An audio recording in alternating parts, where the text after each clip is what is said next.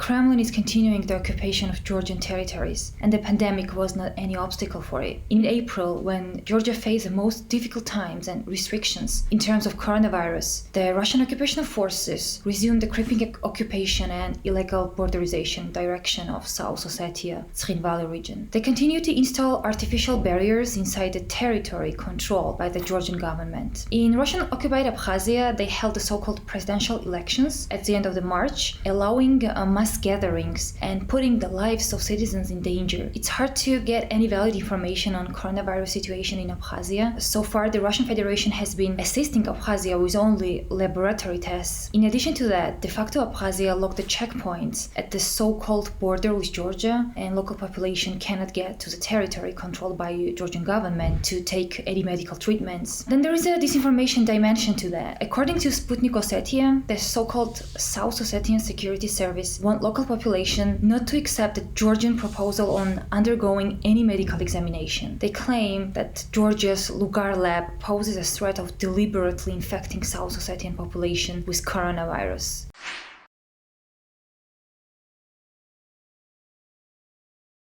There are so many pro-Kremlin actors spreading disinformation during pandemic in Georgia. First, there are local pro-Kremlin media. They operate in Georgian language to reach out as many people as possible, to spread all kinds of anti-Western and pro-Kremlin disinformation narratives. Then there are Kremlin's huge disinformation campaigns on social media, and specifically on Facebook. In the beginning of May, Facebook removed from its platform the pages of the Kremlin propaganda outlet Newsfront, which were operating in Georgian and other languages as well, targeting other countries. The Kremlin-linked accounts were dividing society and created political polarization by spreading anti-Western and pro-Russian messages and creating artificial processes online. One of the new activities was introduced by the anti-Western and pro-Russian political parties in Georgia, the Alliance of Patriots. They started polling Georgian society on Georgia's Euro-Atlantic aspirations, reaching people out via phones and asking them the question, do you support Georgia's military independence? They don't define what they mean by this question, deceiving people with unclarity, not saying what kind of dependence, on which country, in which kind of format are they talking about. So at the end of the poll, they might introduce results showing how majority of Georgians, for example, do not want any kind of NATO integration, while the support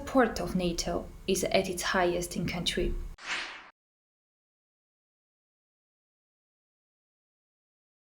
We've been observing various anti-Western messages spread during the pandemic in Georgia, which first originated in Kremlin and pro-Kremlin media. For example, that the coronavirus is man-made, manufactured by the US. And this information campaign reminded me of the USSR Operation Infection, blaming the US for creating AIDS as a part of their bioweapons program. It's the same playbook. Of course, the Kremlin actors didn't miss a chance to once again spread coronavirus over DFRLab, a laboratory in Georgia which was financed by the US. Some of the outlets asserted that the DFRLab is a source of coronavirus in Georgia. And of course, no conspiracies without accusing Bill Gates and George Soros. They have been accused in attempts of exterminate Georgian population by introducing vaccinations against coronavirus and implanting microchips in population.